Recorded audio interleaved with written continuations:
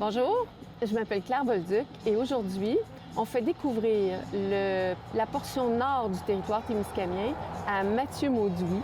On va découvrir d'abord qui est Mathieu, mais également quelques-unes des belles richesses de notre territoire en sa compagnie.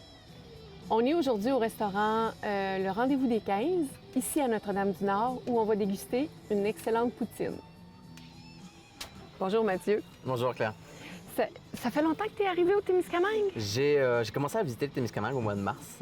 Cette année? Exactement, cette année, à la sortie de l'hiver. Et j'ai emménagé le 15 mai dans la belle ville de Béarn. Mais tu cherchais quelque chose en particulier ou tu avais ton idée? Et je cherchais une opportunité agricole pour pouvoir cultiver Une ferme, ma une terre? passion. Exactement, une terre pour faire de la grande culture. Et non seulement de la grande culture, mais aussi de la grande culture bio, plus précisément. OK. Oui, le territoire témiscamien pour l'agriculture biologique, c'est effectivement un bon choix. Mais comment tu avais découvert que tu pouvais venir explorer le Témiscamingue pour trouver ce que tu cherchais? Alors, on est rendu aujourd'hui à l'heure de l'Internet. Maintenant, en tapotant un petit peu quelques heures, quelques nuits même, quand on a un projet, le monde s'ouvre à nous, ou presque. Et le Témiscamingue était clairement une terre d'accueil pour les jeunes entrepreneurs qui ont l'amour de l'agriculture. Était toute tracée, c'était une terre d'accueil déjà prédéfinie. C'est-à-dire que quand on veut, qu'on cherche de l'espace, des terres à louer, des terres à vendre, des fermes, et on se rend compte que le Témiscamingue, c'est la place où les jeunes entrepreneurs peuvent venir s'installer et vivre leur rêve. Je pense que moi, comme les personnes qui nous écoutent, sont conscients que tu as un accent. Tu arrivais directement d'Europe ou tu arrivais d'ailleurs au Québec ou au Canada? Alors, j'arrive de France, de la Normandie plus précisément, et ça fait maintenant un peu plus de 6 ans que je suis arrivé au Québec. Au Québec, OK. Je me suis installé du côté dans la Lanaudière, à Joliette. Dans cet environnement-là. J'ai fait mes armes dans l'agriculture, dans une très grosse ferme de grande culture biologique. Et j'ai eu ma résidence permanente au mois de février cette année. L'opportunité pour moi de voler de mes propres ailes, puis d'enfin pouvoir tutoyer mon rêve, puis d'être agriculteur. Et le Témiscamingue était la place. Entreprise, exactement. Tes propres décisions, puis ta propre destinée. C'est ça. C'est cool. C'est bien que tu viennes au Témiscamingue parce que le Témiscamingue, on s'est donné un pôle d'excellence sur les agricultures innovantes et notamment l'agriculture biologique. D'accord.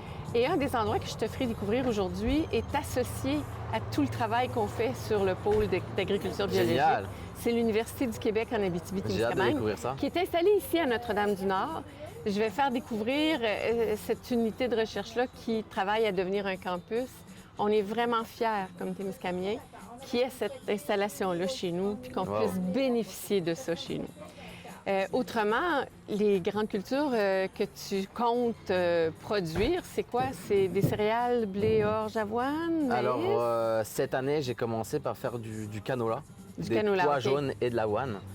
Et je compte déjà grossir, je suis déjà en cheminement d'acquérir encore plus grande terre. Je veux tripler ma surface d'ici l'année prochaine déjà. Et d'être déjà cultivateur de grande culture biologique dès l'année prochaine. Est-ce que c'est une terre qui est certifiée? Déjà, oui, c'est une terre déjà certifiée. Exactement. Okay. Elle n'est pas achetée, une relève. là?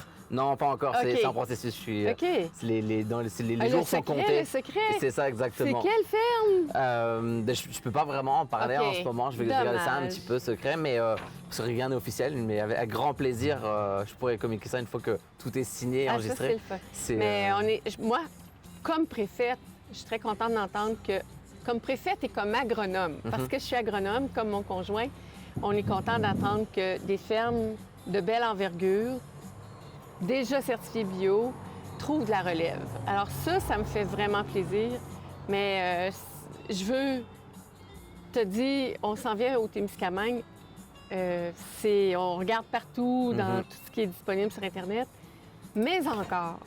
Est-ce que tu avais entendu parler du Témiscamingue? Est-ce que tu avais vu des possibilités qu'offre le Témiscamingue? Parce qu'en termes d'agriculture, on est un territoire non connu, donc le potentiel agricole est aussi méconnu.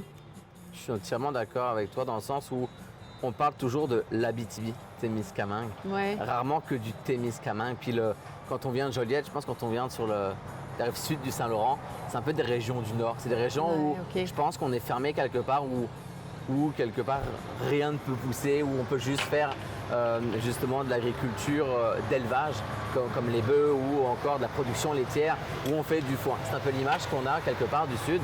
Mais une fois qu'on visite, une fois qu'on commence à cultiver le Témiscamingue, c'est une terre bénie des dieux ou presque, tant que par rapport à la grandeur, par rapport aux superficies qu'on peut acquérir, par rapport à la disponibilité des terres, c'est certain que... Je vais parler de la qualité des terres, parce que c'est un sol agricole de très haut calibre, de haut niveau. C'est un sol agricole dont on peut développer toutes les possibilités parce qu'on est toujours branché sur comment travailler les sols dans la plaine du Saint-Laurent.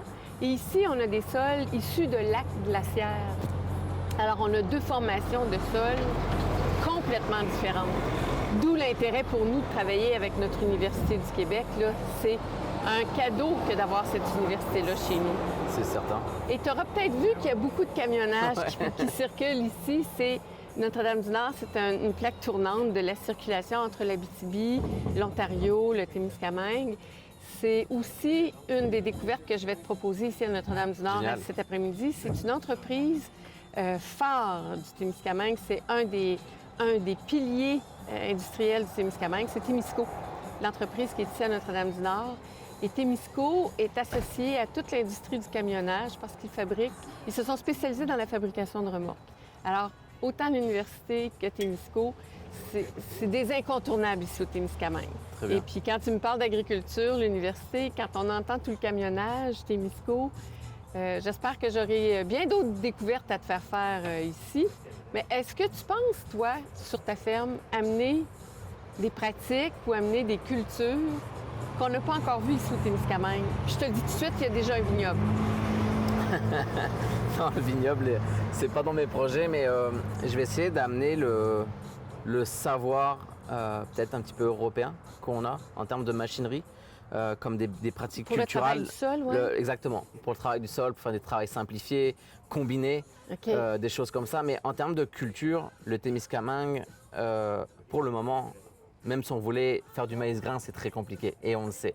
Donc d'amener une révolution en termes culturels, je ne penserais pas amener ce côté-là révolutionnaire, mais d'amener justement les sols. Et c'est justement comme tu parlais tantôt, la terre est riche, mais c'est la garde des riches. C'est comment justement en profiter de cette richesse qui nous est donnée et la santé du sol exactement qui est pour moi primordiale. Donc c'est travailler avec les couverts végétaux, c'est travailler de manière simplifiée, c'est vraiment de pouvoir garder cet aspect. Nous on appelle no-till. Exactement, exactement. Un terme très français. Ouais. Mais on vit avec la recherche au Canada, alors c'est ça. Mais c'est ça, puis justement, je suis content de l'apprendre, justement qu'il y a quand même une organisation qui peut nous soutenir là-dedans, dans les pratiques culturelles comme l'UQAT. De rentrer en communication avec eux peut être quelque chose de vraiment très intéressant, de travailler en symbiose avec eux, c'est certain que je vais avoir hâte. Mais je vais essayer d'amener un petit peu tout ce que je connais de l'Europe, de ce que j'ai pu rencontrer à Joliette avec la ferme où je travaillais, qui m'ont énormément appris sur la grande culture.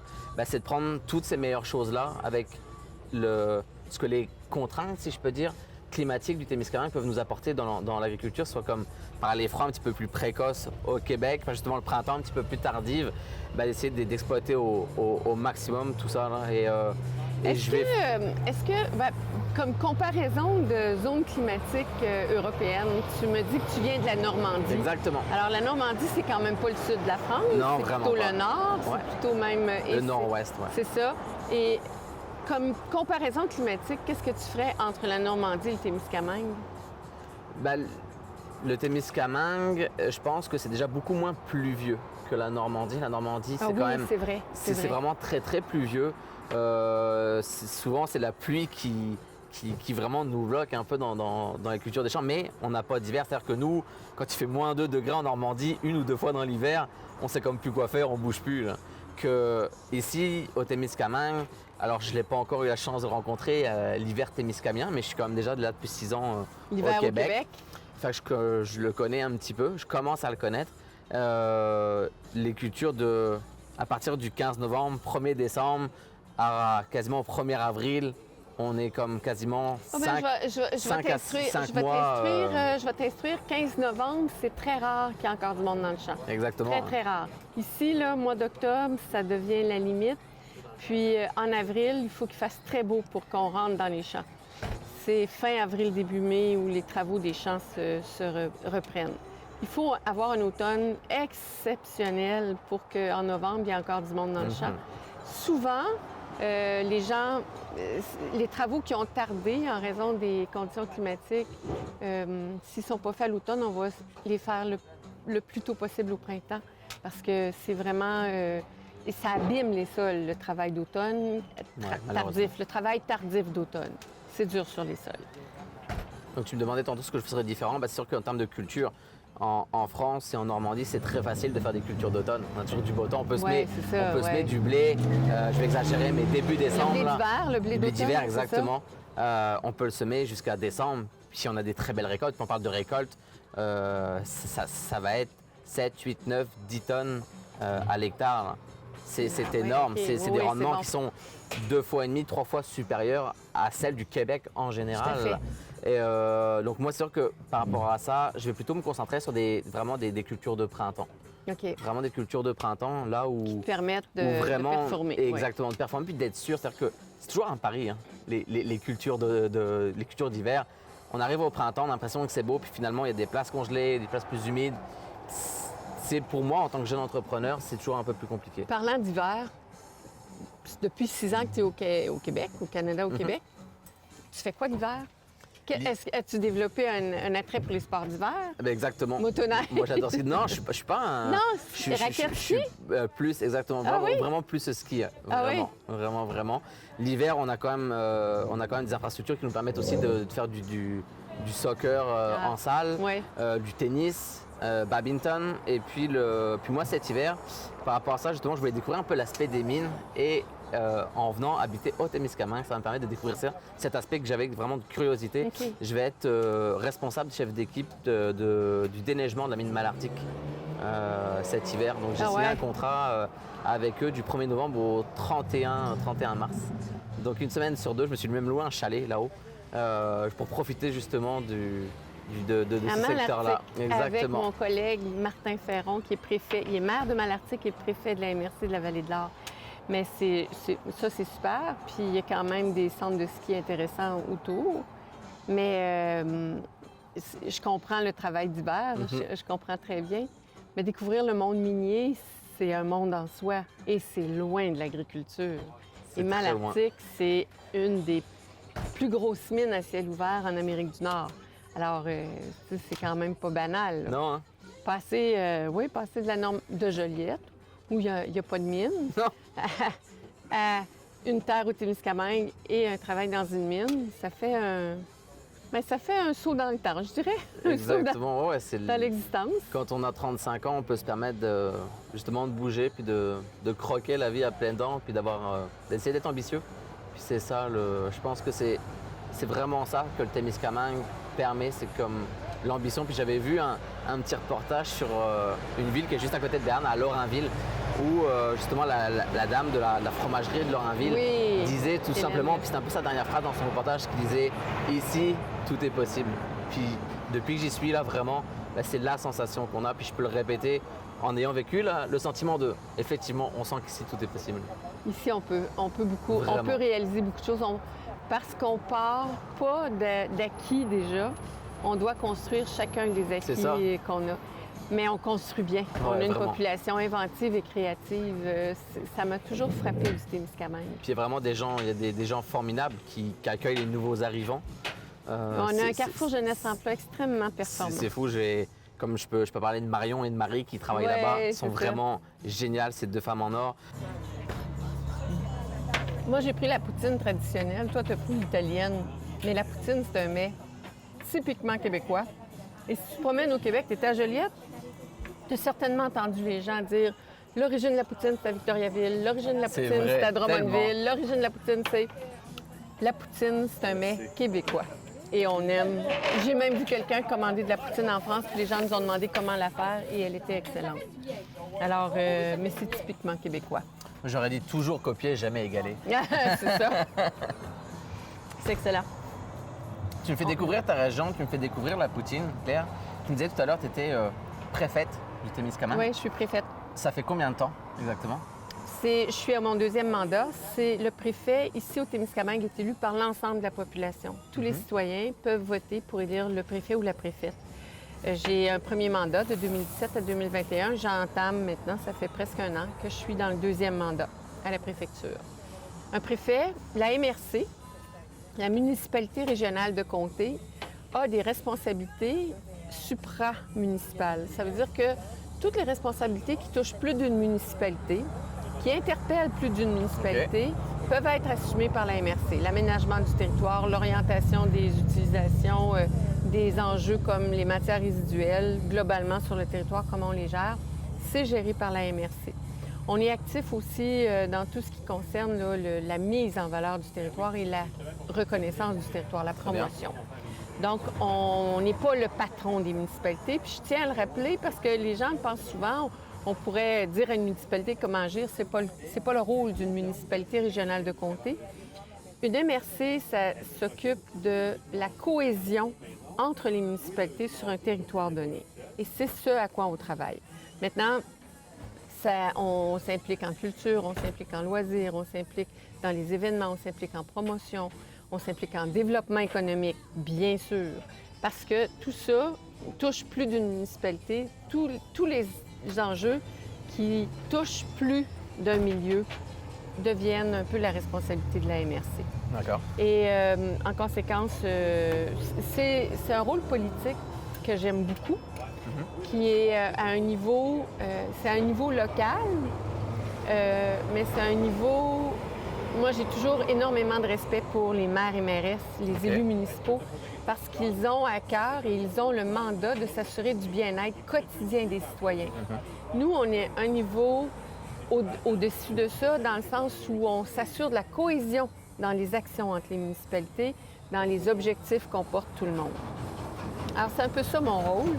Je fais beaucoup de promotion du territoire, je m'implique énormément pour mettre en valeur tous les attraits du territoire, d'où ma participation à l'émission Vous avez dit Poutine, et vraiment faire participer, connaître tout ce qu'on fait au Témiscamingue en matière d'agriculture, en matière d'industrie, en matière de foresterie. On a une foresterie particulièrement performante ici au Témiscamingue.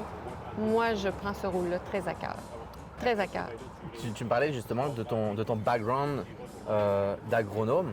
Ouais. À quel moment tu te retrouves comme peut-être au bout du processus d'agronome et tu veux justement, entre guillemets, prendre cette vie politique, si je peux dire, si je peux me permettre, et de dire, moi je pense que là, l'agronomie pour moi c'est passé, c'est fait. Je pense que j'ai entre guillemets peut-être pas plus rien à apporter, mais... Tu sors jamais l'agronomie de la personne. Exactement, mais à quel moment moi je pense être capable de pouvoir approcher autre chose où c'était comme un manque, dire, je pense que le Témis, ça manque d'une personne capable de la porter à bout de bras puis de la montrer aux yeux du monde, entre guillemets?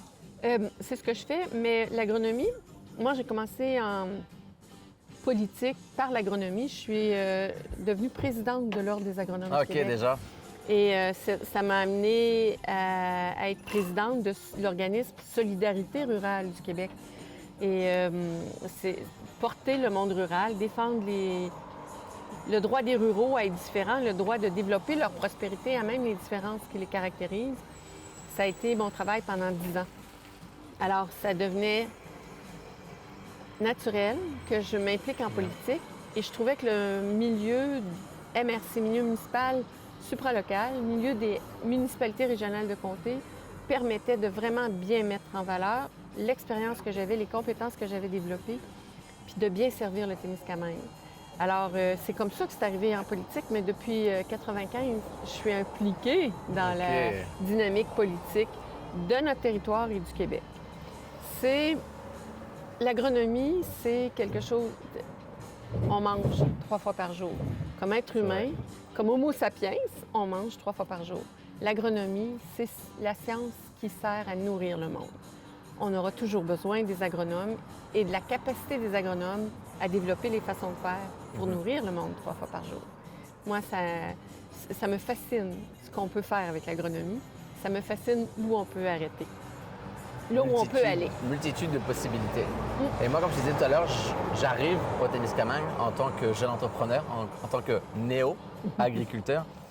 Qu'est-ce que peut faire justement la MRC ou même toi, personnellement? Je sais qu'on a échangé déjà une fois au téléphone par rapport à la reconnaissance de mes acquis pour mes diplômes. Mais jusqu'où tu peux m'emmener ou jusqu'où je peux justement avoir besoin de tes services et qu'on puisse travailler ensemble? Ça, c'est pas la MRC. Ça, c'est ma compétence. Moi, j'ai déjà été directrice au cégep ici, cégep local. J'étais en charge de toute la formation en agriculture, autant au secondaire qu'au collégial. Et c'est de là que la compétence a été sollicitée. C'est le bagage. C'est pas un rôle de MRC. D'accord. C'est comme personne qu'on m'a demandé mon implication.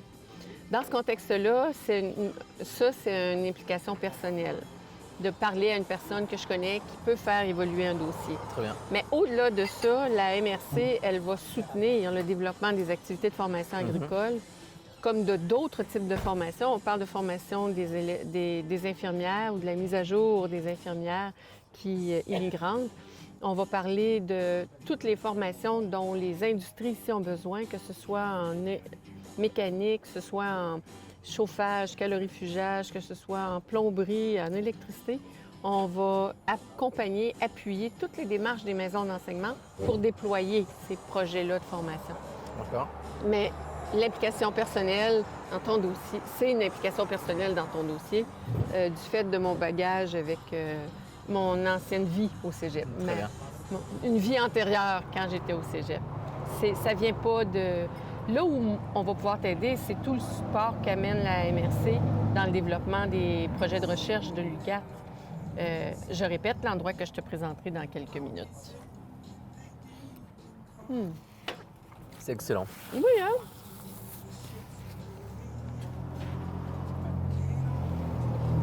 Il faut faire attention de ne pas parler de la bouche pleine. Oui, mais c'est ça. Tu lui dis j'ai le temps tant que tu parles. C'est ce qu'on se dit, on se dépêche.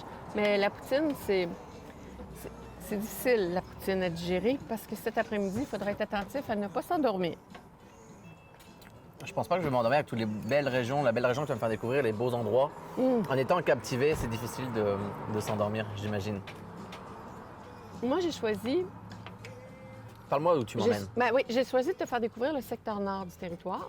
C'est un secteur qui est beaucoup moins, qui est agricole encore, mais qui est aussi forestier. La municipalité de Rimini, où on ira cet après-midi, c'est forestier. On va aller aussi à Guérin, où cette communauté-là, qui a quand même un beau bassin agricole, a aussi développé une implication locale, une implication citoyenne qui est remarquable. D'ailleurs, c'est ce qui m'a frappée, moi.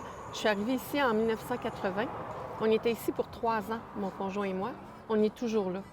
Et nos enfants sont nés ici et c'est leur ancrage est ici, au Témiscamingue. Je pensais que tu étais née au Témiscamingue. Non, moi, je viens de Bécomo. Non, je viens de Bécomo. OK. Bécomo. Et de Bécomo, je suis allée à Québec étudier. J'ai rencontré Richard à l'Université Laval. Lui, il vient de La Sarre. Alors, où on se rencontrait à Québec, où on manquait l'amour de notre vie. Bref, on s'est rencontrés à Québec, puis on s'est emmenés ici au Témiscamingue. Puis on était vraiment là pour 3 ans. Le contrat que Richard avait en 1980 était d'une durée de 3 ans. OK. Puis on y est toujours. Alors, c'est dire à quel point le territoire, on n'habite pas un territoire, à quel point ce territoire-là nous habite. À quel point ça rentre dans toutes les parties de notre être pour nous inspirer puis pour nous faire vivre ici. Je parlais tout à l'heure de l'inventivité et de la créativité des gens. Ces gens-là sont... La population ici, elle a une volonté d'innovation, elle a une capacité d'innovation. Peut-être parce qu'on a souvent été oublié comme territoire, peut-être parce qu'on a souvent eu à se débrouiller. Ouais. On a cette capacité-là d'innovation qui nous caractérise. Je suis toujours pas juste étonnée, mais tellement fière de voir tout ce que les gens ici peuvent réaliser. On mange la poutine, elle est tellement bonne. Ici, au restaurant des 15, ils ont aussi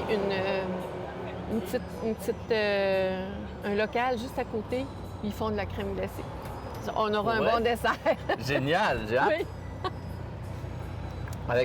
Est-ce que c'est avec les produits locaux? Est-ce qu'ils font travailler des producteurs laitiers du coin? Bonne question. Je pourrais pas répondre à ça. Je peux par contre dire que la poutine qu'on mange est probablement faite avec des pommes de terre locales. Génial. Une ferme importante du territoire, la ferme L'Unique, Ouais.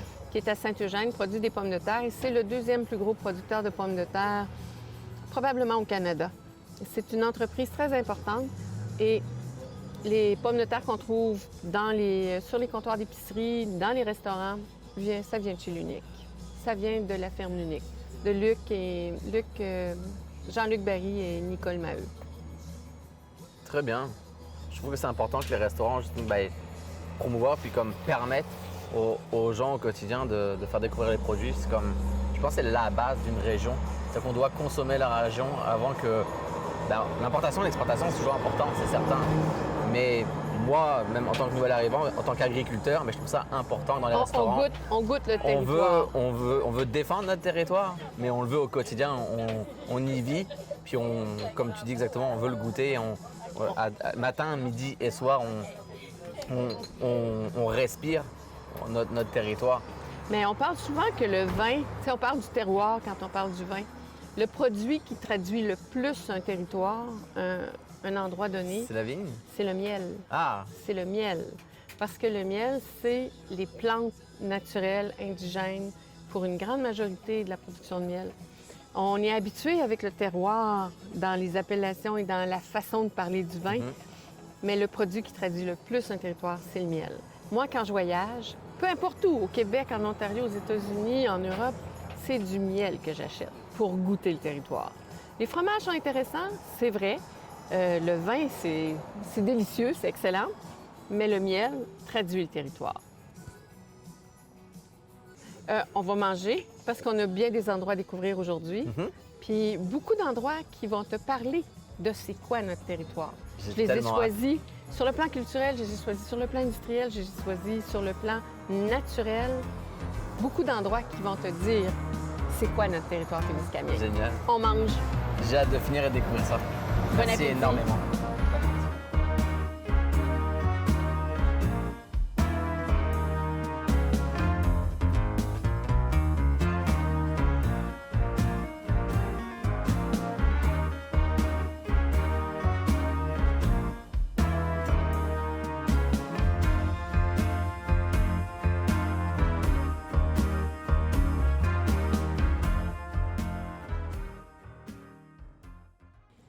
Bonjour, ici Mathieu, c'est l'Université du Québec en Abitibi-Témiscamingue. C'est le campus du Témiscamingue qui travaille de façon particulière. C'était l'unité de recherche en développement de l'agroalimentaire en Abitibi-Témiscamingue. Mais ça devient un centre pour faire plein de formations. On veut développer plein d'activités ici. Bonjour Isabelle Ouellette, tu es directrice générale de l'unité de recherche ici. C'est une station de recherche maintenant, mais ça va devenir, on a appris en fin de semaine que ça pourrait devenir un campus. On est très contents. C'est important de mentionner, ici, c'est ouvert depuis 2011. Quand le campus ici, je dis le campus déjà, je suis tellement contente de la nouvelle. Quand ça a ouvert ici, ça faisait longtemps qu'on voulait une station de recherche sur l'agriculture et l'agroalimentaire au Témiscamingue. Et il y a une chercheure, Carole Lafrenière, qui a beaucoup travaillé là-dessus. Elle, sa spécialité, c'est les fourrages et les ensilages. Mais au-delà de ça, sur le 3 millions que coûtait la station de recherche en 2011, il y a 1 million qui est venu directement des Témiscamiens et Témiscamiennes. C'est dire à quel point on considère ça important d'avoir une université dans notre milieu. On considère ça majeur d'avoir accès à un outil de recherche, d'enseignement et de vulgarisation sur notre territoire. Et c'est très performant, hein? Vous faites beaucoup de choses. On a beaucoup de projets sur la glace. Et voilà. Alors, ici, c'est une université. En haut, ce sont les salles de classe. Il y a plusieurs salles de formation. Et en bas, ce sont tous les laboratoires qui sont utilisés pour, comme on a vu là, faire les analyses d'ensilage, les analyses de sol, les analyses de fourrage, et fournir un appui aux producteurs agricoles du territoire. Et l'UQAT, ça veut dire? Université du Québec en Abitibi-Témiscamingue. C'est la première université du Québec qui a porté le nom d'une région plutôt que le nom d'une ville. Parce que le réseau des universités du Québec qui émane du rapport Parent dans le milieu des années 60, portait le nom de la ville où l'université était implantée. L'Université du Québec à Montréal, à Rimouski, à Trois-Rivières, à Chicoutimi, à Hull. Et en Abitibi-Témiscamingue, ça a été la première université qui a pris le nom d'une région. Alors là encore, ça donne le ton sur ce que ça peut faire, une vision régionale, une vision de l'ensemble d'un territoire. Et l'Université du Québec, on collabore avec la station de recherche ici, avec Isabelle, sur un projet qui va beaucoup t'intéresser, le développement de la filière agriculture biologique dans les grandes cultures. Génial! C'est une initiative qu'Isabelle, on parlait d'un pôle d'excellence, la MRC et la planification stratégique de tout le territoire. On a adopté un pôle d'excellence sur les agricultures innovantes. Ça veut dire quelles sont les nouvelles cultures qu'on pourrait implanter ici au territoire, quelles sont les pratiques agricoles qu'on pourrait mettre de l'avant, notamment l'agriculture biologique, quels sont les modes de propriété des fermes, des entreprises agricoles qui pourraient être innovantes. On a vu les fiducies agricoles, mais la coopérative dans la propriété d'une ferme et le travail, est-ce que c'est très répandu?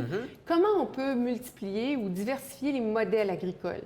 C'est là-dessus qu'on a donné un accent très fort sur un pôle d'excellence qu'on veut sur les agricultures innovantes. Alors, Isabelle collabore beaucoup avec nous. Ça va t'intéresser, hein, comme producteur de la relève? C'est sûr et certain. J'ai bien hâte de travailler avec vous, c'est sûr. Ben oui. Est-ce que tu vas utiliser leur service pour les laboratoires? Sûrement. Entre autres, c'est certain. Puis même, on a toujours besoin de formation, anyway, quoi qu'il arrive. Fait que c'est certain qu'un pôle à une trentaine de minutes de chez moi qui permet l'innovation, qui permet l'étude et tout ce qui est investissement biologique avec des laboratoires, c'est certain qu'on est friand de tout ça au quotidien. Parfait. Et juste t'indiquer, on ne visitera pas les laboratoires aujourd'hui, ni les salles de classe, mais juste t'indiquer qu'actuellement, ici à l'université, il y a des formations qui sont offertes au niveau de l'enseignement primaire, il y a des formations qui seront offertes au niveau des infirmières, la mise à niveau des infirmières, et il y a des formations qui sont offertes en agriculture. Il y a plusieurs étudiants gradués qui travaillent ici, dont le projet de recherche se fait ici et qui sont associés ici avec le chercheur qui est déjà avec nous, là, Vincent Poirier. Très bien. Mais c'est un bel endroit. Tu vois, c'est du bois, c'est chez nous, c'est une université comme on a souhaité. C'est une université, c'est notre qui université. Nous ressemble. C'est notre université. Alors, quand je te disais, on est créatif et innovant, qu'un territoire de MRC se donne une antenne universitaire de cette nature-là, on est fiers. On est très fiers. Vous pouvez l'être, c'est certain. Ici, l'entreprise que je te présente, c'est Témisco. C'est une entreprise phare au Témiscamingue. C'est un des piliers. Il y a deux grands axes économiques au Témiscamingue, c'est la foresterie et l'agriculture. Témisco, ils se sont spécialisés dans la fabrication de remorques qui étaient d'abord dédiées à l'industrie forestière. Et là, maintenant, ils font des remorques pour toutes les industries. Minières, transport de marchandises, et c'est unique ce qu'ils font ici. C'est une belle, grosse et grande entreprise. Cette entreprise-là répond à des besoins du Canada et de toute l'Amérique du Nord. Puis les entreprises, d'ailleurs, elle est tellement adaptable et tellement agile que les entreprises du Texas, les gens volent pour acheter une remorque là-bas.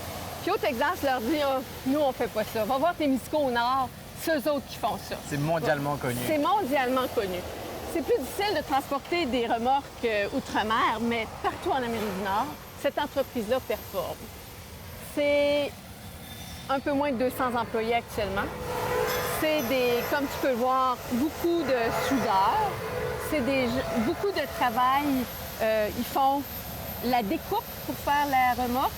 Ils vont l'assembler. Ils vont la peinturer. Ils vont assurer toutes les installations qui vont assurer la sécurité au moment du transport. C'est vraiment performant. Il y a des soudeurs, il y a des mécaniciens, mais il y a aussi des ingénieurs qui dessinent les remorques selon les besoins des entreprises qui les achètent. C'est unique en Amérique du Nord. C'est gigantesque. C'est gigantesque et ça agrandit toujours. Ça agrandit toujours. C'est une entreprise qui est vraiment performante. C'est un phare, je l'ai dit, c'est un pilier. C'est une entreprise qui est innovante et créative, comme les entreprises du Témiscamingue peuvent l'être. On va se passer un peu. Il y a un camion qui veut passer.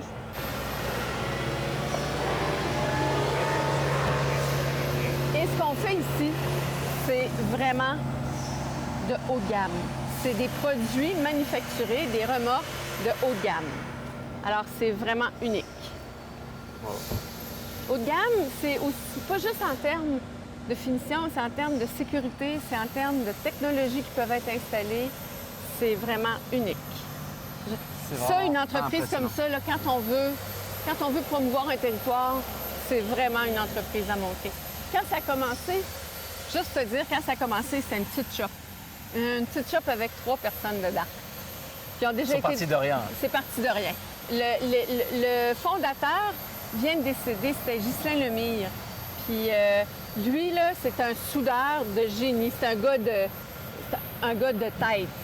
Puis c'est de lui, il a fait breveter des remorques, des modèles de remorques, de sorte qu'il a vraiment fait monter Témisco de façon remarquable. C'est unique ce qui se fait ici.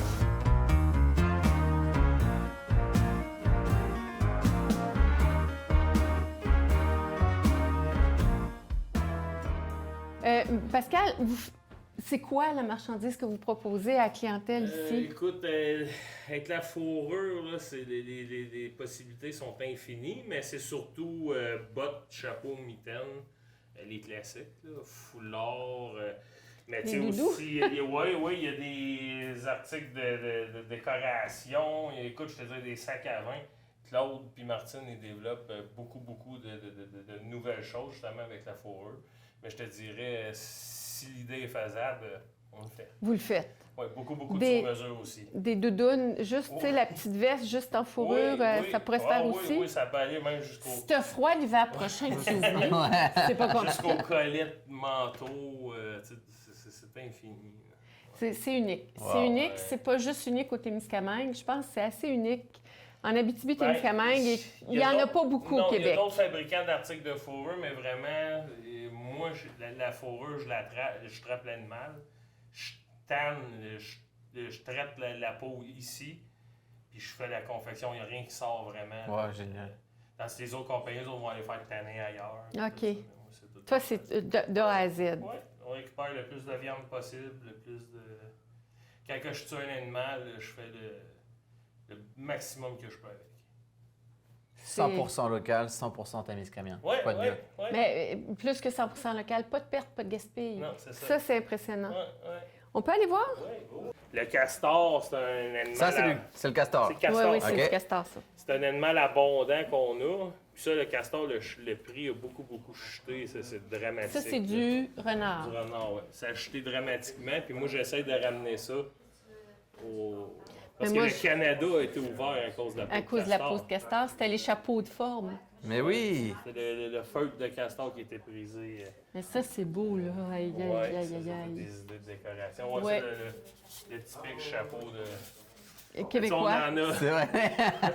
Ouais, comme je disais, là, on est comme... On n'a Mais pas de stock comme c'est là. t'as ça, mais t'as celui-là aussi qui a un typique chapeau. Exact. Ça aussi, c'est tout castor. Ça. Ouais. Ils sont beaux, C'est hein? chaud. Ah oui, C'est fou. Ça, oui. Ben, la fourrure naturelle, c'est 100 fois plus performant que la fourrure synthétique. Et que n'importe quel polar, que n'importe quel quel, polar, c'est n'importe ça. quel. La fourrure synthétique, c'est faite avec du pétrole. C'est pas biodégradable. Tandis que la fourrure naturelle, au dépotoir, 2-3 ans. C'est fini. C'est bio. Puis moi, j'ai mis sur ma liste de cadeaux de Noël des bottes en castor. Oui, je l'ai mis en mauvais absolu, là. C'est un absolu. Parce qu'on peut faire comme vraiment avec tout type de fourrure. C'est juste que le castor et la loutre, c'est les plus résistants. Pour ceux qui font justement beaucoup de pêche à la glace, de plein air. Dans l'eau, dans l'humidité, là. Oui, c'est pas imperméable, mais ça prend bien l'eau. C'est pas imperméable, j'aurais pensé le contraire. J'aurais pensé qu'un. Surtout le castor, hein, qui Ah, là, la fourrure, je comprends, oui, c'est la peau. La peau est imperméable du castor, mais pas sa fourrure. Mais ça va, tu vas venir les mains moins 30, ça va prendre plus de temps avant. On fait un petit tour rapide. Moi, je tripe ici, là. D'autres articles. Oh my God. De coyote. Les peaux Des d'ours! mitaines de coyote. Oui. C'est sûr, je vais Et essayer tu ça, vois, les mitaines de en coyote. plus, tous nos cuirs, c'est du cuir d'orignal. C'est plus résistant. C'est mieux que le cuir de vache. OK. Oui. À basse température, genre moins 30, il Ça est plus reste souple. OK. et il prend mieux l'eau que le cuir de vache. Puis les peaux d'ours, Oui. c'est là, je viens de voir ça. les peaux, Tu vois ici, les peaux d'ours, c'est Ouais. pour faire des tapis? Oui, oui. OK. Sérieux? Ouais. Ah, c'est cool. Tu vois tous les coussins aussi. Ça, c'est toutes des... Je m'excuse, je touche à tout. Ouais, non, c'est là pour ça, c'est correct. C'est tout... Habituellement, les grosses compagnies de fourreux, ils vont jeter ces morceaux-là à la poubelle. Parce que c'est pas rentable pour eux autres de travailler ça. Fait que nous autres, on les récupère, on fait des articles de décoration. Quand on jette de quoi, là... Puis même à ça, les petits morceaux, on les donne aux écoles, puis tout ça, pour qu'ils s'amusent avec ça, faire des bricolages. Génial. Ouais, ils réapprennent à toucher la fourrure. Puis à la découvrir. Ouais, comme tu disais, ça, c'est des tapis d'ours qui sont en attente de... Moi, je suis taxidermiste aussi. D'accord. Parce que juste faire la fourrure, c'est pas assez pour vivre. Même si je la transforme, c'est pas assez. Fait que je suis taxidermiste, ça, c'est empaillé. Fait que c'est des gens qui ont tué l'ours. Oui, qui me que l'ont tu- amené. Là, j'ai traité la peau. Là, la peau est fixée. Puis après ça, moi, je vais la remouiller, puis je vais La mettre en empailler la forme, tête. c'est ça. puis Ouais. C'est ça, j'ai pas de montage comme ça, ben, je recommence Ouais, OK. à refaire Mais ma c'est quand production. même, tu sais, c'est Ouais. multi... Puis tu le fais pour plusieurs fourrures ou pas? Oui, non, ben ça c'est des fourrures qu'on affiche. OK. Mais tu sais, tu vois comme eux autres, ils ont vraiment leurs étiquettes, c'est vraiment des clients. Des clients. Écoute, j'ai des ours, je fais des ours qui viennent du Yukon, beaucoup de l'Abitibi, jusqu'en Gaspésie. Il y a des Ton gars talent est recherché, Ouais, hein? ouais, il y a Tu des- disais que c'est la 3e génération? de trappeurs. De trappeurs. Taxidermiste, mon Taxidermiste, grand-père, il en a fait un OK. petit peu gossé là-dedans un peu. Mais Ok. vraiment, c'est moi qui ai été perfectionné dans les nouvelles techniques et dans les nouveaux... Puis qui a mis de l'avant tout ce qui est possible de mettre de l'avant pour conserver le plus longtemps les fourrures, pour les... Ouais. C'est bon. C'est quoi les différentes espèces que tu as? Il y a des Tu vois, ours. ici, on a des- les autres, on a les ratons laveurs. Très bien. Mais tantôt, je vais te montrer de l'autre côté, j'en ai... OK. C'est le raton laveur, tu sais. C'est des hermines? C'est des... Ça ici, c'est la martre. C'est la Ouais. martre. Oui, la martre. Ça, c'est qu'au Québec, on en a des bonnes populations. Mais la martre, il y a eu plusieurs études, puis aussi, je travaille beaucoup de concert avec les biologistes, tout ça, parce qu'on l'a étudié, la martre, beaucoup. Parce C'est une qu'on a fourrure vu- résistante, hein? Non, c'est plus une fourrure chic. Ça, c'est les Ah, Italiens oui. en achètent beaucoup, c'est une fourrure haut de gamme. Ah oui, OK. Oui, la martre, oui. Comme le vison. Oui, même chose, oui. OK. Oui. Puis, tu vois, au Québec, les populations de martre ont beaucoup... Chuté. Est-ce qu'on ferait la différence entre un manteau de marque et un manteau de vison? Oui, regarde, ça, Ok. c'en est du vison. OK. Ça, tu vois bien, Ah oui, il est plus, Ah, il est effectivement. plus rare. Oui, oui. Ça, c'est beaucoup plus doux. Hein. beaucoup plus Oui. doux, ouais. Ça, c'est vraiment une fourrure haut de gamme. qu'on retrouve, Haut de gamme, haut de gamme. Surtout des Italiens et tout ça Ok. qui achètent ça. Ouais. Là, ce que vous pourriez faire, c'est faire exactement ce que On a aussi bien le vison, justement. Ici, t'as Ça, c'est le Monsieur Castor, ça. Oui, oui. Puis tu vois ici, ça, c'est de l'hermine, comme tu disais. La belette, ouais. Ah, OK, l'hermine, c'est blond. Ouais. Genre. Ouais. Ben, l'hermine, elle change de couleur. Hein. Ah ouais? Regarde, tu vois ici, c'en est une qui n'a pas fini sa transition. L'été est brune. Ah, c'est pour ça, ouais, je voyais ça Ouais, plus comme ça, mais OK. L'été est brune, puis elle vient blanche l'hiver comme le lièvre. Pour se Ça, c'est fondre les dans la manteaux masse. de roi. Oui, Ça, c'est les oui. manteaux de roi. Céline Dion a un manteau comme ça. Puis le pape a un manchon, tu sais, C'est pour ça. mettre ses mains. Là. Il y a un manchon en... Mais les rois, là, quand ils ont leur grande Ouais. cape, On les la voit, c'était toujours fourrure blanc et blanche, avec noir un du peu. noir, ben C'est c'est vrai? ça, Ouais, c'est de ouais. l'hermine. Ça vaut cher parce que ça en prend beaucoup pour faire une cape ou un... Ah, c'est ça. ici, le ils l'ont- monde, ça les fait beaucoup rire. Ça, c'est des écureuils roux. Communs qu'on voit dans nos cours, qu'on voit... Mais pourquoi t'es trappes? Moi, à quoi non, ça ça, je pars pas un matin, parce qu'il y a un marché pour ça. OK. Mais tu sais, moi, le matin, je pars pas avec mes 100 pièges à écureuil. C'est des prises accidentelles. OK. C'est quand que je vais attraper la martre, Il y a ça dans la cage ou dans il y le a piège. ça dans le piège. Ah, ok. Fait que moi, j'ai comme philosophie, je jette rien. J'ai développé des marchés pour ça. OK. Il y a des peintres, beaucoup sur le plateau Mont-Royal, qui m'en achètent. Ils font leur propre pinceau avec le poil. Oh, ouais. Ouais, des puristes. là. C'est incroyable. Quand Et même. aussi beaucoup de moucheurs. Ceux qui font des mouches pour la pêche, Ah oui. des mouches artificielles, il y en a beaucoup qui m'achètent des écureuils. Fait qu'à la place de Tabarnouche. le jeter, je me dis non. La place à découvrir, hein, quand t'es à Nédlec, là. Pour vrai? Ici, c'est une visite Moi, je vais ramener incontournable. mon monde, c'est sûr. Ah Ben, oui, écoute, oui. Puis quand c'est possible, on peut voir là où c'est Oui, l'atelier oui. de tannage, Oui, on peut voir. Oui, on peut aller voir. On peut aller voir? Quand j'étais petit, je mettais ça pour piéger les ragondins, moi, chez mes Ouais, grands-parents. c'est ça, ouais, J'avais ouais. ça. Les quoi? Les ragondins. Ragondins, C'est les radeaux, là, genre ramusqués. Là. Ah, les- Un gros rat musqué. Ouais. OK. Ça, c'était mes Ouais, mais ça aujourd'hui. mes premières armes en tant que piégeur Ouais, ouais. agréé. Ben, tu sais, tu vois ça au Canada, maintenant, c'est interdit. C'est. Mais non, après, moi, c'était des collets que je mettais, moi. Collé, ouais. Pour piéger les renards, les choses comme ça, j'ai Ouais. tout au collet. Mais aujourd'hui, au Canada, ça, c'est interdit parce que ça crée de la souffrance aux animaux. Ok. Puis aujourd'hui, on utilise tous des pièges. Il meurt instantanément. La loi, c'est 30 à 40 secondes mort cérébrale. OK. Comme tu vois, nous autres ici, là, au collet, c'est surtout des canidés. Loup, coyote, renard. Ouais. C'est ça, je vends un peu d'articles de piégeage pour les trappeurs. Puis... Il y a beaucoup de loups ici? Par année, Puis genre- là où il y a des agneaux, il y a beaucoup de loups. Ouais, Là, il y a des veaux, il y a beaucoup de loups. J'en attrape à peu près une dizaine, 10 à 15 par année. À peu D'accord. près. OK. Ici, on a une maison en voie d'être... en tout cas, tu vois le caractère particulier. Vraiment. José Prévost s'occupe justement ici. Allô, elle est José? mairesse suppléante ici à Nédlec. Oui, José a un projet de revaloriser cette propriété-là qui a été un peu laissée à l'abandon. Puis la municipalité, c'est un bijou. Tu vois que c'est assez unique comme architecture Vraiment. et tout ça. Donc, José a un projet de revaloriser la propriété. Je te laisse expliquer toutes les démarches que tu as mises en place pour cette propriété-là. Je ne prendrai pas le crédit pour moi seule parce qu'on s'est créé une équipe, en fait. Très bien. Et puis, la municipalité a bien voulu être un peu notre complice dans ce beau projet-là. Donc, ici, il y avait une maison qui était à vendre, qui porte l'histoire du village de bien des façons, notamment avec le centenaire qu'on Oui. va souligner par rapport au feu.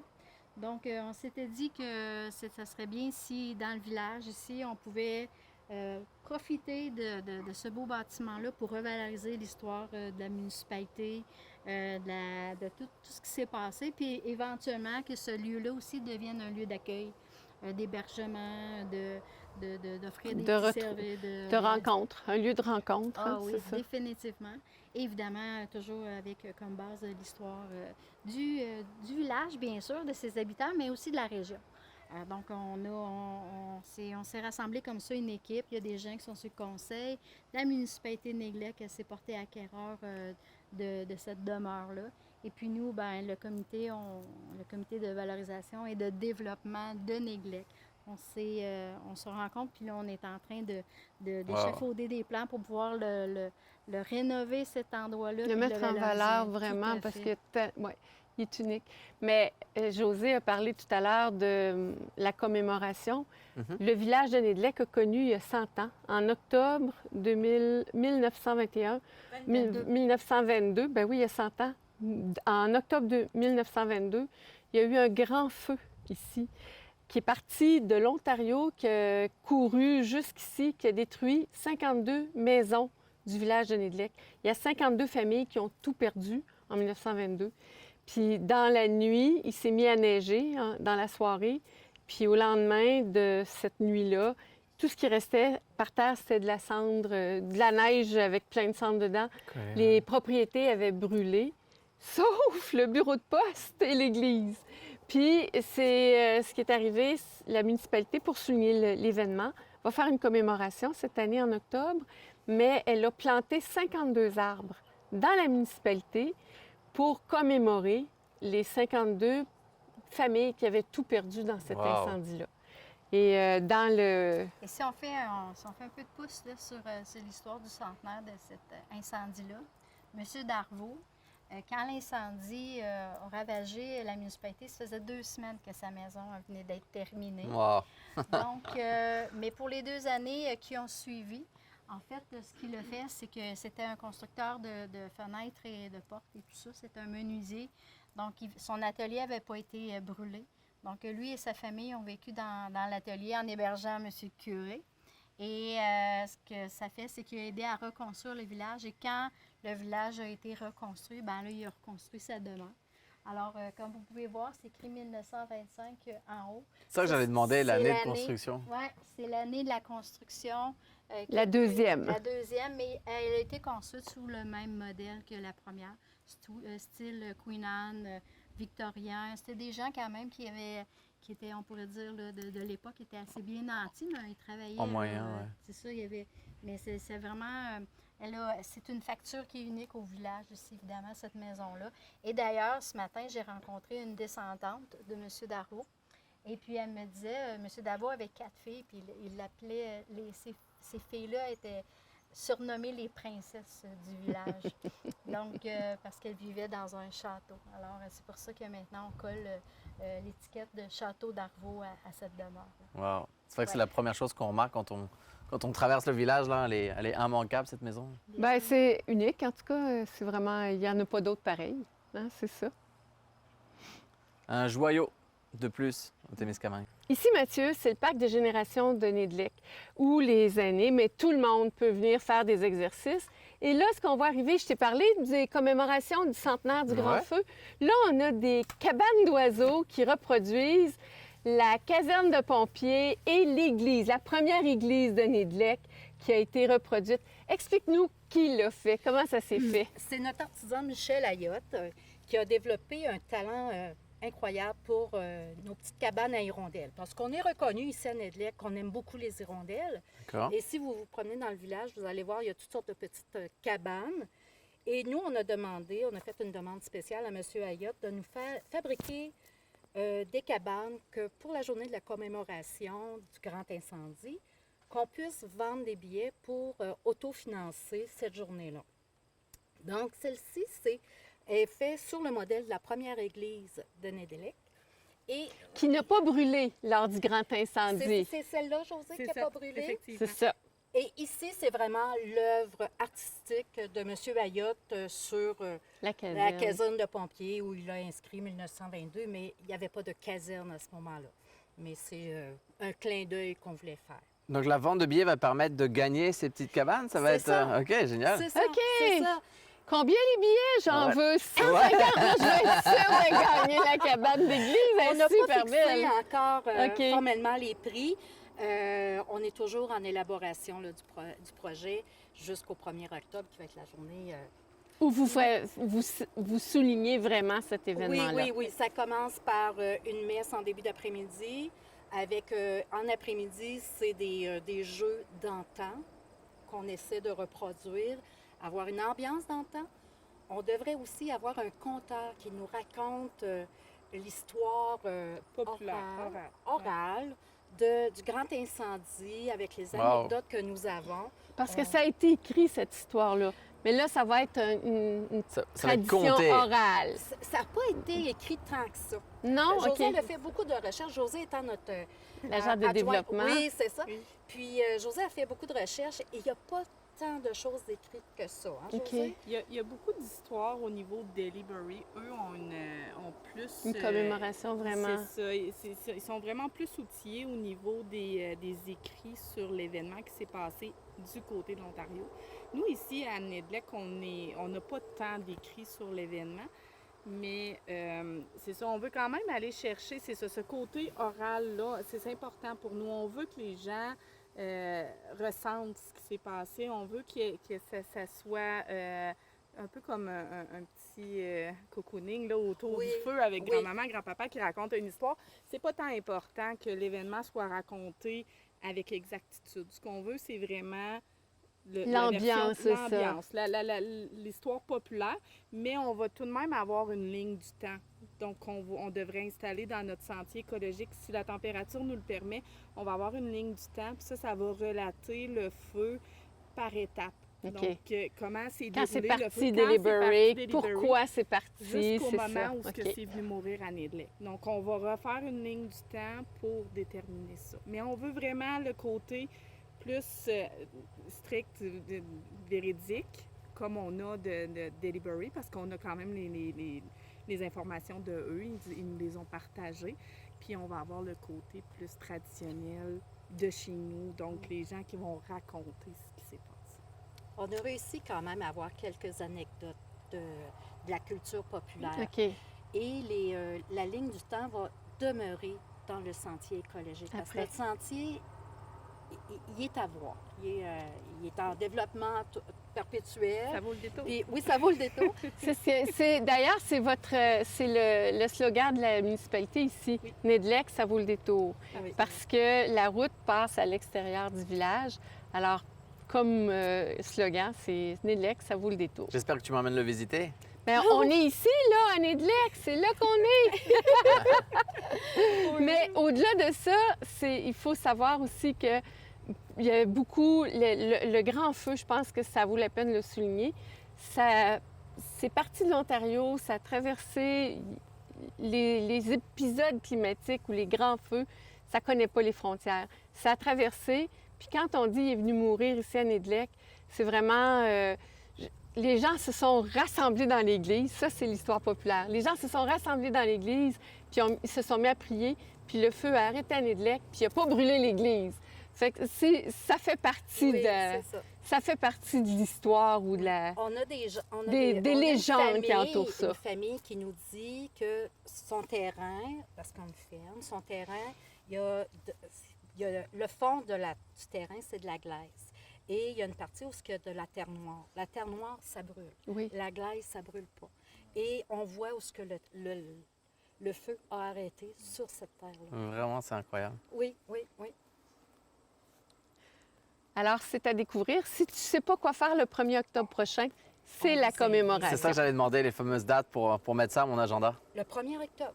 Génial. Le 1er octobre, Je avec pense un que ça vaut la souper, peine. oui. Je pense que ça vaut la Oui. peine. On est une équipe qui travaille sur cette journée de commémoration avec un volet protocolaire et tout. Bravo à vous, ça donne envie. Ben, merci. Tu vas venir? Moi, je vais être là, en tout cas. Certain. Je veux gagner l'église. Je vais acheter des billets, je veux gagner l'église. Ah oui, C'est compliqué. ah oui. Ça peut servir comme un nid C'est un d'hirondelle. C'est un symbole. C'est Ouais. plus qu'un nid d'oiseau, là. C'est un symbole. Oui, oui. C'est Oui, oui. ça. Effectivement, effectivement. Ici, Mathieu, on entre dans un commerce de proximité, ce qu'on appelle une épicerie, un commerce de proximité. Tu vois qu'il y a des services d'épicerie, mais il y a aussi la SAQ qui a une agence ici. D'accord. On vend plein d'autres articles, des jouets, des vêtements pour dépanner les gens qui sont, par exemple, en séjour ici. Il y a un gros terrain de camping ici. Et la particularité de l'endroit, c'est que c'est une coopérative. C'est un service que se sont offerts les gens de Rimini pour des services de proximité, justement. Il y a un petit comptoir lunch, tu peux avoir des breuvages, des cafés, il y a des mets préparés. Et tu le vois, il y a une proposition très diversifiée de produits qu'on retrouve ici. Pourquoi une coopérative? C'est parce que quand les marchands veulent générer des profits. Alors, ils ferment les services de proximité dans les villages parce qu'ils estiment que ce n'est pas suffisamment payant. OK. Les citoyens se sont donné un moyen de garder leurs services dans le village. Et ça s'est fait dans plusieurs commerces au Québec. Ça s'est fait dans plusieurs villages au Québec. D'accord. La particularité ici, c'est que c'est une des premières coopératives municipales que les gens se sont données. C'est une des premières places où ça s'est fait au Québec. C'est pour ça que c'est important. C'est pour ça que c'est important de la montrer. Puis comme tu vois, là, il y a de tout ici. Tu vas trouver l'épicerie normale, ce qu'on appelle l'épicerie normale, Ouais. les fruits et légumes, tu as les produits laitiers, tu le vois, tu as l'agence de la SAQ et un ensemble de propositions qui permet aux gens de se dépanner s'ils n'ont pas accès à aller rapidement dans un autre grand centre pour faire des achats. Ici, ils vont trouver de quoi se dépanner. Un bel élan de solidarité. C'est un élan de solidarité. C'est aussi un lieu de rencontre. Tu vois avec le café Place à Poutine, et je pense qu'il faut le nommer, Place à Poutine. Mais c'est aussi un lieu de rencontre et c'est aussi un lieu où les gens peuvent non seulement s'approvisionner, mais c'est de l'entraide. Quelqu'un qui est mal pris va le faire savoir. Tu vas voir des panneaux d'affichage où on annonce les différents besoins des citoyens. C'est avant tout une place d'échange? C'est pas nécessairement juste une place d'échange, c'est une place de service. D'accord. Mais ça sert à se rencontrer, ça sert à des échanges, puis ça sert à dépanner. Et ça sert à briser l'isolement des personnes aussi. Fait que comme tu vois, puis les gens, ils travaillent. Il y a une boucherie en arrière, ils font vraiment des bons produits. la bouchère, Sylvie, elle est efficace. Tu vois, les produits de chez nous sont disponibles. La fromagerie de la Vache à Mayotte, c'est quand même pas banal. La fromagerie au village, puis tu as des viandes préparées aussi qui vont se retrouver ici, qui sont non congelées, puis tu as tout un comptoir de viande préparée par la bouchère qui sont congelées aussi. D'excellents produits. On pense que, tu sais, c'est ça, on trouve des choses. Ce qui est important, c'est que le commerce ici doit répondre à un besoin de proximité ou c'est pas une question de volume. Alors, la congélation permet de fournir les citoyens sans générer de pertes pour sa production. Tout est réfléchi. Tout l'approvisionnement est réfléchi. La SAQ, c'est sûr que ça prend... Mais tu sais, on retrouve même des raclettes, là. Quand tu dis on cherche quelque chose, on le trouve ici. La coopérative ici à Rimini, elle propose de tout. Et comme je le disais, c'est une des premières places au Québec où ce genre de commerce-là s'est déployé. Intéressant. Ça, le cœur du village, ça, c'est un produit phare là, du Témiscamingue. Oui, c'est fait avec mon vin. Ça ici, c'est le cru du clocher avec un produit du verger des tourterelles, la crème de cassis. Ici, c'est le cru du clocher traditionnel. Puis on a l'autre fromagerie de la région, qui sont la Vache à Mayotte, qui propose des produits, tout leur fromage. On voit aussi, ça c'est intéressant, c'est un autre produit local, mais que ça vient du Saguenay-Lac-Saint-Jean, le fromage Boivin. Le petit crémeux, Oui, c'est ça. C'est des fromageries locales. On n'est pas dans le... Il y a aussi Saputo, là, mais on voit qu'on est dans les produits de chez nous, on est dans les produits du terroir, puis on est... Alors, c'est pas parce qu'on est une coopérative qu'on ne peut pas générer de bénéfices, qu'on ne peut pas offrir les produits locaux. Et ça, c'est vraiment intéressant de le constater. C'est incroyable.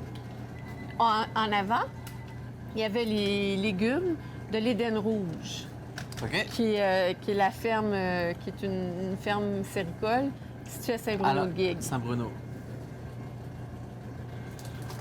Ah! Des saucisses marinées. Oui, non, mais ça, quand on prenait ça, quand on était jeune, c'était quand on allait, on débarquait en délégation à la boucherie, puis là, papa achetait une grande barre de saucisses, là, puis toutes les saucisses étaient attachées entre elles, mais ça, c'était le bonheur des enfants d'avoir accès à des saucisses maison comme ça. Tu sais, il y a vraiment de tout pour dépanner, là, regarde. Des jeux, des crayons, du papier. Jouer, jeux, pêche, chasse. Oui, dépanner. Tu sais, c'est vraiment... Ouais. C'est ça. Il y a de tout ici. Puis il y a les articles des vêtements, il y a les articles de bricolage. De bricolage, de pêche, de la mécanique.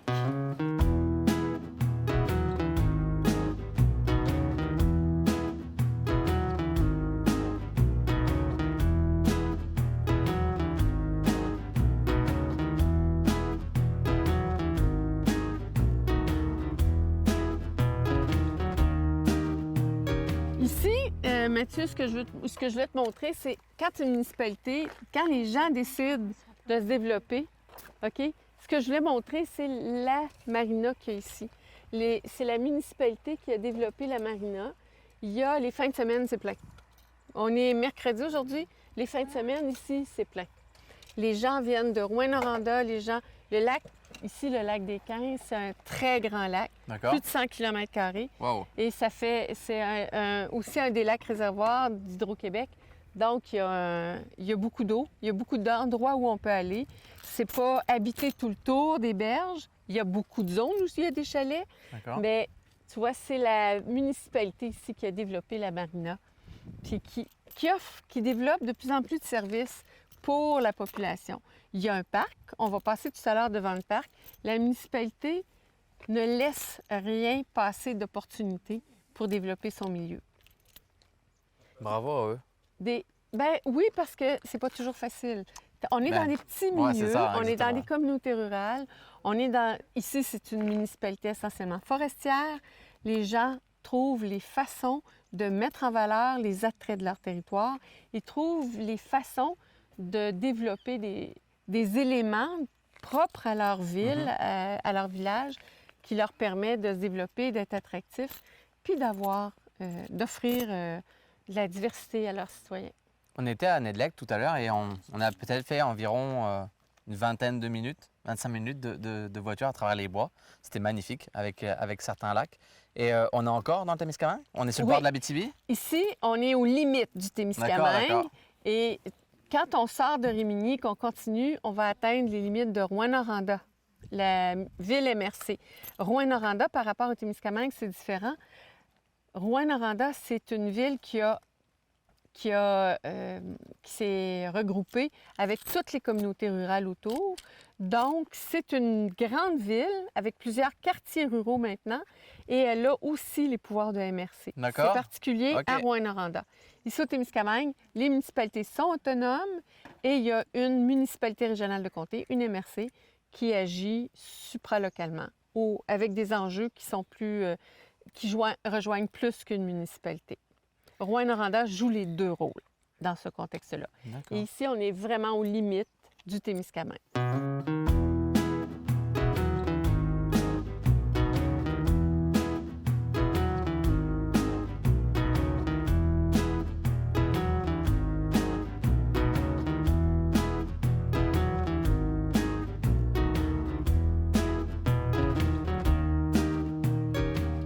Ici, c'est un autre village forestier. En fait, je t'ai parlé des deux grands axes de développement du territoire, forêt et agriculture. Ici, c'est un autre village forestier. Et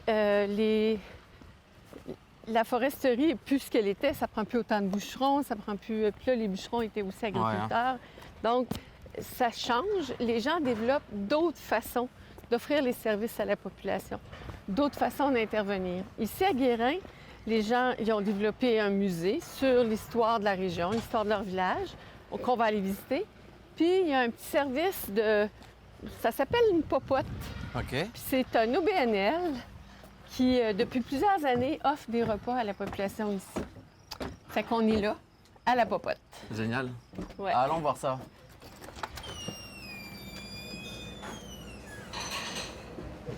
Tu vois, quand on parle de service de proximité, tu vois, ça veut dire beaucoup. Prenons donc une tarte au sucre, moi, plus. Toujours bon, la tarte au sucre. Viens, Mathieu. S'asseoir, déguster une tarte au sucre. C'est à hauteur des communautés. Ouais. Ça sert à rien d'avoir 150 places. Il n'y a pas ça qui va venir manger ici. Mais tu vois, les gens se donnent des services, se donnent des capacités de répondre à des besoins rapidement.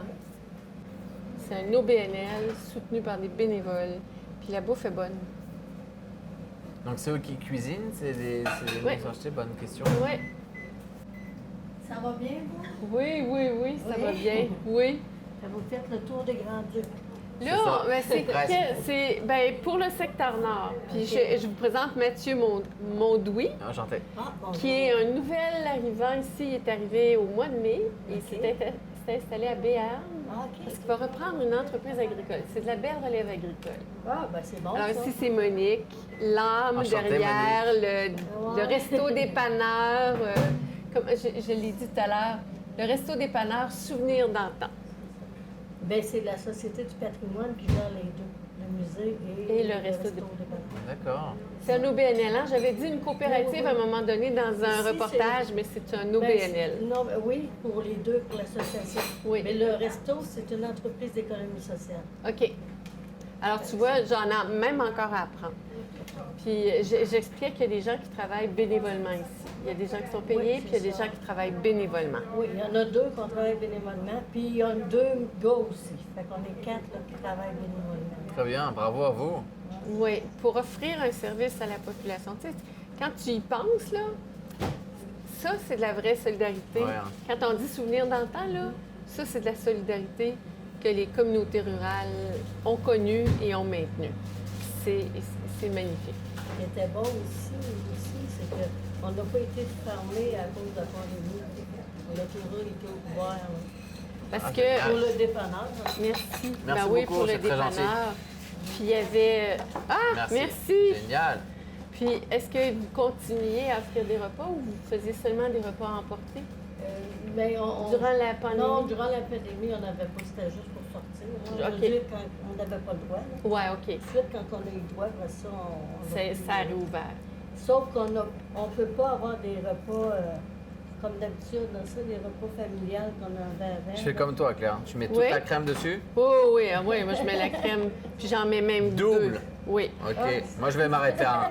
On Je vais aime ça m'arrêter à un. crémeux. La tarte au sucre, c'est crémeux. Ouais. Merci. Bon appétit. Et ça fait combien de temps que vous êtes ici? Vous vous en occupez depuis le début, je pense, hein? Oui, oui. Ben, C'est- pas du musée, là. Non, mais Le musée, j'ai commencé en 2004. Puis le resto dépanneur, c'est... On a ouvert en 2006. Hmm. OK. Fait que c'est nous autres Il qui, fêtait les 15 ans qui l'automne commencé. dernier. Oh, ouais. C'est pour ça que là, on essaie d'avoir quelqu'un qui pourrait me remplacer l'année prochaine avec, on essaie d'avoir avec la maison du Framopette. Mhm. On essaierait d'avoir un... Un coordonnateur. Parce qu'à 70 ans, là, je commence à... Je vais dire, vous étiez toute jeune, vous avez encore 20 ans pour faire ça. Elle est bonne, la tarte au sucre, elle est vraiment bonne. Bravo, merci beaucoup. Qui l'a fait? C'est les cuisinières. OK. Ouais, la recette d'ici. là. La recette secrète Oh. de Guérin. Oh, ben, Non, c'est bon. C'est bon. On a commencé, nous, notre rencontre devant une poutine. Mais là, on est devant la On la tarte au termine sucre. devant la tarte au sucre. Ouais. C'est génial. Tarte au sucre, c'est typiquement Ouais. québécois, Bah tout oui. à fait. Et c'était, à l'époque, c'était une façon d'utiliser des produits qu'on n'utilisait pas dans d'autres types. Tu ne pouvais pas faire un gâteau blanc avec de la cassonade, tu peux pas. Donc, pour utiliser des produits qui étaient moins haut de gamme, on a créé de la tarte au sucre, les pêtes de sœur. Ouais. Ça aussi, c'est typiquement bon aussi, québécois. ça. Oui, c'est ça. les grands-pères dans le sirop. Oui, Aussi, c'est ouais. ça. Parce qu'on utilisait, la farine était plus rare, plus dispendieuse, le sucre blanc aussi. Donc, on cherchait des alternatives économiques, mais délicieuses. Je pense qu'avec la tarte au sucre, ils ont vraiment des... C'est le mixte parfait. Ouais. Mais celle-là est très bonne. Mhm. Qu'est-ce que le monde aime aussi? On a commencé à faire des focaccia. Ça, c'est fait avec le pain ici, avec les légumes marinés, le poulet mariné aussi, Wow. la salade, puis du fromage suisse. Là. Ça, c'est bon. C'est les cuisinières aussi qui pétrissent le pain, qui font Ouais, tout de... Celle-là, oui. C'est tous des petits pains ronds. Là. C'est tellement beau. C'est comme vous un autres? sandwich. Là. C'est vous autres qui les faites? le Oui. pain? Oui? Pour ça, là. Bon. Juste pour ça. La Juste pour cuisine ça. faite maison bénévolement, il y a quoi de Oui, meilleur? c'est ça. Bien, bénévolement, non, parce que c'est les cuisinières, là, c'est pas moi qui en fais. On a fait ça une secousse, mais là, les cuisinières sont meilleures que nous. Mais les projets pour le dépanneur, ici, dépanneur, resto dépanneur, est-ce que, parce que là, c'est sur une belle lancée, ça va bien. La municipalité fait beaucoup pour développer tout ça, le musée et tout ça. Est-ce que vous avez des projets d'agrandissement, de diversification, de... Bien, pour le resto dépanneur, qu'est-ce qu'on voudrait avoir? C'est au lieu d'avoir des lettres climatisées, là, je ne m'en souviens jamais le nom, là, ben, c'est un. La thermopompe. Oui, c'est ça. Ça, on aimerait ça pour pouvoir pas avoir besoin de sortir l'air climatisé l'hiver, puis c'est jouer avec ça. Là, fait que... Puis en même temps, mais ça ferait une économie d'énergie. D'électricité. Là, fait que, en tout cas, on va essayer avec ça. On a fait beaucoup cette année. On a changé notre comptoir. On a eu Ben oui, c'est tout neuf. une friteuse aussi.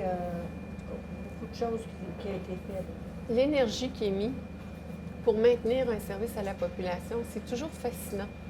Parce que on a l'impression que ça se fait tout seul. C'est vrai. Au contraire, ça demande énormément d'implication, des heures de travail, ça demande beaucoup de volonté. C'est juste chercher les subventions pour certaines activités. C'est déjà beaucoup. Mais vous avez un OBNL, vous avez accès au fonds d'aide, au fonds Région Ruralité. Dans quel domaine? C'est service de proximité. C'est la MRC qui gère le fonds. Si pour la thermopompe ou pour des choses comme ça, vous pourriez le demander. Oui, oui. Ils nous ont bien aidés aussi parce qu'on a eu comme une machine pour pétrir, Oui, Pétrir pour le faire- pain? Non, pas le Non? pain, les tartes. oui, Ok. la Puis pâte. il y a un autre, un aluminoir aussi qui tire la pâte. Fait que ça, c'est... Ça aide énormément. C'est combien d'habitants à Guérin? À Guérin, dans l'hiver, là, saisonnier normal, là, on est 310, on n'est pas beaucoup. Puis en été, ben, ça augmente du double. Là. Oui, ça Ah. va On a presque deux 700. grands lacs. Là. Oui. Un plus petit, un grand lac. Là, le lac des 15. Là, fait On était à Rimini, Mhm. lac des 15, qui se poursuit ici. D'accord. Tu continues à envier le lac des 15, c'est plus de 100 km². Il est très long, le lac. C'est énorme. Alors, et c'est assez unique au Québec qu'une région où il y a autant de lacs de grande dimension. Il y a 4 lacs de plus de 100 km², mais il y a 7500 lacs et rivières au Témiscamingue. Sur 66 000 km² de territoire, le Témiscamingue compte 7500 lacs et rivières. C'est pas banal de le dire. Mais vraiment pas. Il y a presque autant d'eau que. J'exagère un peu que de. En tout que cas, il y a surface, autant de. J'ai dit 66 000, c'est 19 000 km² le Témiscamingue. 66 000, c'est l'Abitibi-Témiscamingue. Ok. C'est l'Abitibi-Témiscamingue. Mais on occupe presque 40 de ce territoire-là, c'est 19 000 km². Donc, mais c'est immense comme réservoir d'eau Ouais. qu'il y a ici au Témiscamingue. On a de la bonne eau ici. Là, c'est parce qu'ils ont eu un bris d'eau, mais d'habitude, on À a Guérin? pas ici à parfaite. Là. C'est de l'eau de source, fait que c'est... Moi, je pousse avec mes doigts. Je ne devrais pas. C'est meilleur quand on lâche avec nos doigts le sucré qui nous reste. Ça, c'est toujours comme meilleur. voler du manger à trop de chum au côté. C'est ça, c'est toujours meilleur. Meilleur. Ah ouais. Son assiette est plus belle que la mienne. Non, mais la tarte, c'est délicieux. Pour vrai, ouais. Franchement Honnêtement, délicieux, là, oui.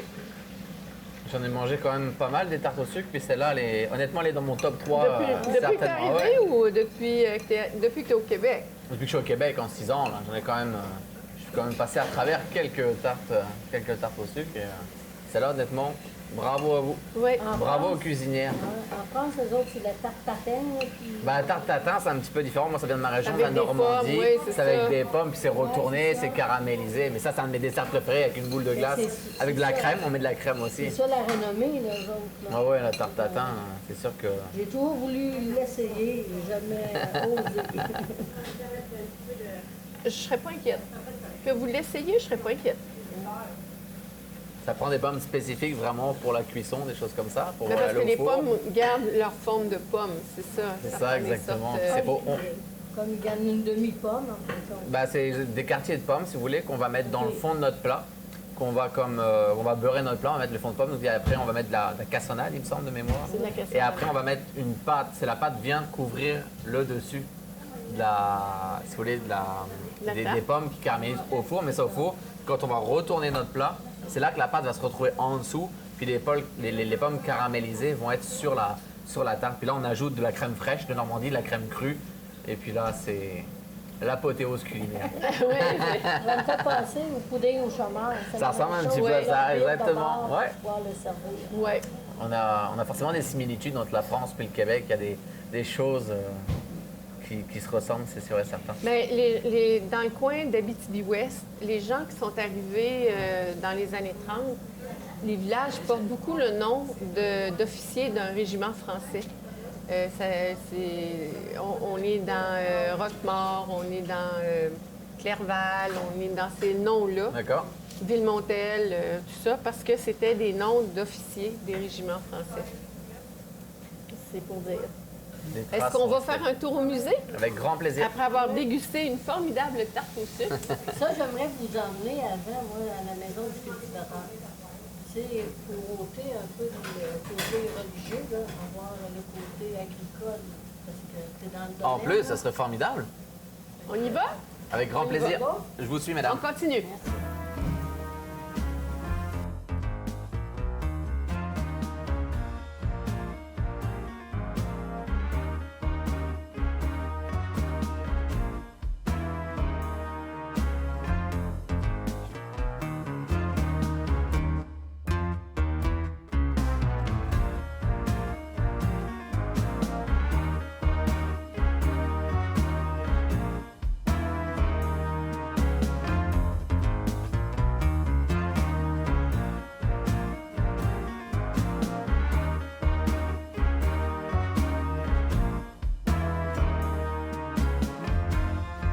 toute une visite.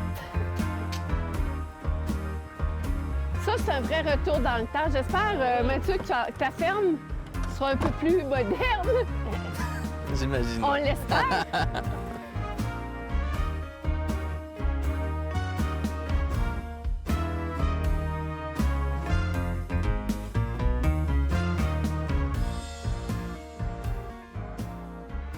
Ici, le musée, c'est associé à la mémoire des chemins d'eau, hein?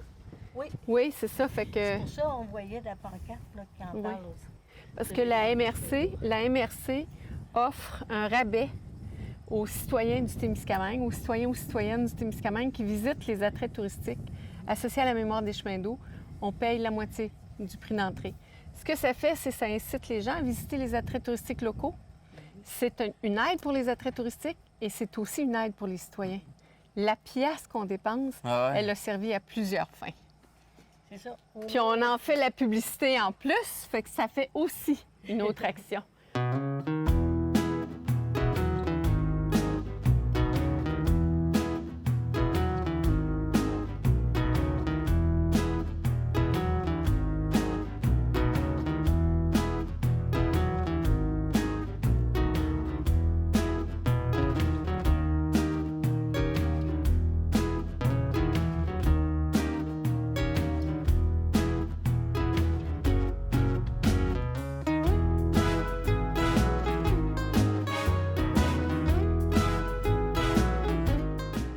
Orgue harmonium. Oui, c'est ça. C'est assez... C'est unique, hein, quand même. Vous avez refait le plafond, le toit? Non. Non? Non, c'est d'origine. La chose qui On dirait qu'il est neuf. C'est Ben le préfini que je déteste. OK. Vous avez remplacé le lambris par du préfini. C'est ça, ils ont mis ça par-dessus. Mais ça fait longtemps parce que le préfini, ça n'existe plus maintenant. C'était en 70, je crois. C'est ça. C'était la... Ça, c'est des gars, on fait essayer au monde. Les gongs? Ouais. Moi aussi, je vais essayer. Un petit marteau sur le côté ici. Il y en a Chacun trois. son instrument musical. C'est pas assez fort, ça. Ça, c'est des grosses églises qui devaient avoir ça. Là. Ça C'est vrai? remplaçait les petites cloches. Est-ce que tu prends le même marteau? Oui, regarde, viens essayer l'autre. L'autre, il y a une autre connotation. Oh! Oh! Un plus gros. Tu testes plus bas. Plus bas? Ça, c'est le son des morts. Oui, le glas. Wow! Oui. Ça va. Le son des morts. Oh my God! Ça sonne longtemps. Oui, Ouais. ça résonne longtemps. C'est Alors que grave, ça, c'est c'était pas les morts, ça, c'était plus... Non, c'était les ça, sons c'était normaux. les... Puis, avez-vous déjà vu, c'est quoi une pierre d'autel?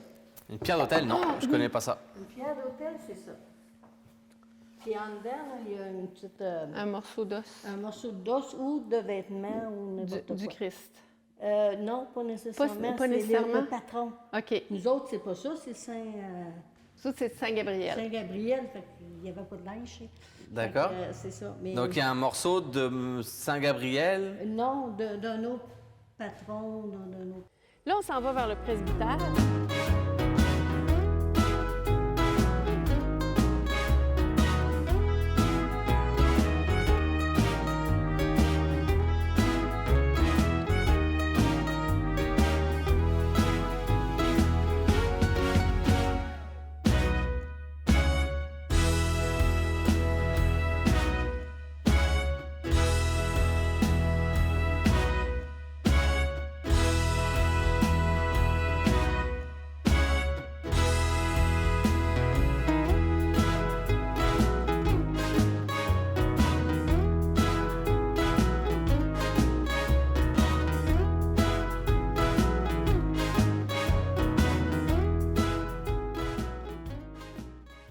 Ça a été une belle journée. Moi-même, Vraiment. j'ai fait plein de découvertes C'est dans ce que je voulais te incroyable. faire découvrir. Alors, j'espère que tu apprécies le Témiscamingue. On a le sourire aux lèvres de tout ce qu'on découvre, que ce soit la maison des agriculteurs, que ce soit le presbytère, c'est du bonbon dans toutes les salles qu'on visite. Et toutes les municipalités ont quelque chose à offrir. Vraiment. Ce que je vais t'inviter à découvrir, je ne sais pas s'il y aura une émission spéciale pour ça, s'il y aura une occasion spéciale pour ça, c'est aussi la richesse des Premières Nations, des communautés des Premières Nations partout sur le territoire. On aura l'occasion de faire découvrir plein de choses à tout plein d'invités, mais ça, moi, c'est une invitation que je te lance. On a avec nous des communautés qui habitent le territoire depuis 6000 ans, puis ils ont une richesse d'histoire et de valeurs qui est vraiment intéressante à découvrir. Je vais accepter ton invitation avec le plus grand des plaisirs. Au-delà de ça, moi, j'ai aimé vraiment beaucoup toutes les visites qu'on a faites. Je remercie les gens qui nous ont accompagnés dans ces visites-là. Merci. Merci Merci Claire. beaucoup, Mathieu. Merci pour tout. Au revoir tout le monde.